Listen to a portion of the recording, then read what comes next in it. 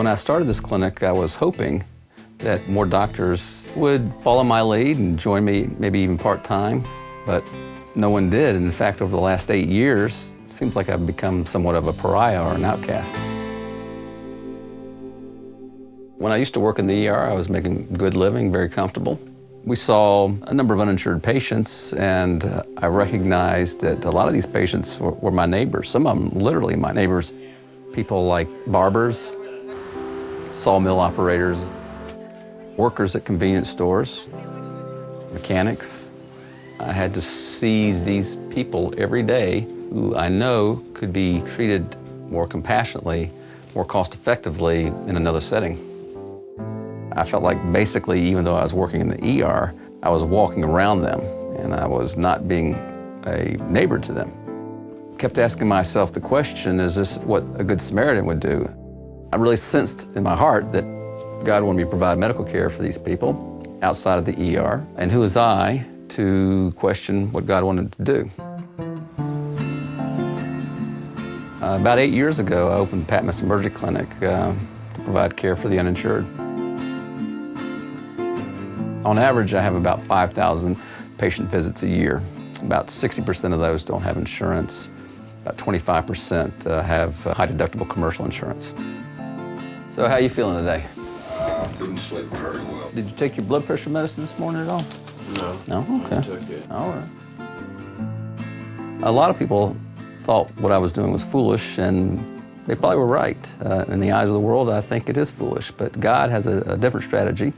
He tends to choose the foolish things of the world to shame the wise. Taking care of the uninsured, that's the ultimate foolishness in healthcare today. The last 8 years trying to more authentically be a follower of Christ is a lot of times a struggle. Struggle financially. I've foregone quite a large amount of income. The struggles of recognizing that my skills are deteriorating from the ER. But the biggest cost really would probably be with my kids, because I've foregone putting money aside for their college education. My kids didn't have a choice in that, and that bothers me. I wonder sometimes if it's really worth it. I could work maybe a shift or two in an ER a week and do as well financially as I am now, and have a lot more time off to do other things, spend time with my family. Don't know.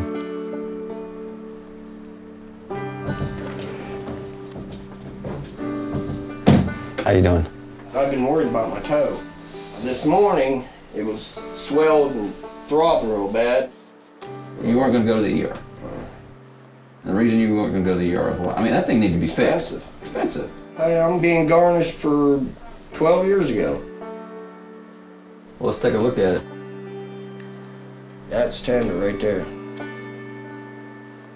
Does it feel sharp when I press there, or just hurt? No, it's just in certain places. I'm going to get you basically 20 days worth of this medicine to take twice a day. All right. Let me get you a work excuse. No.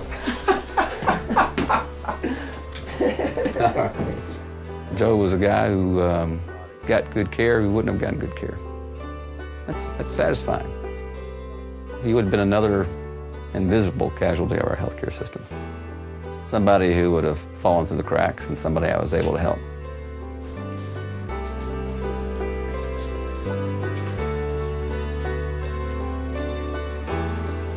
Take it easy now. I'll do it. All right, stay safe.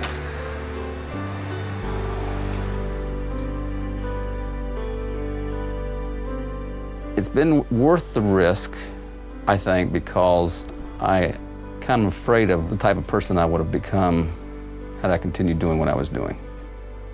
To become more hardened and callous and willingly blind.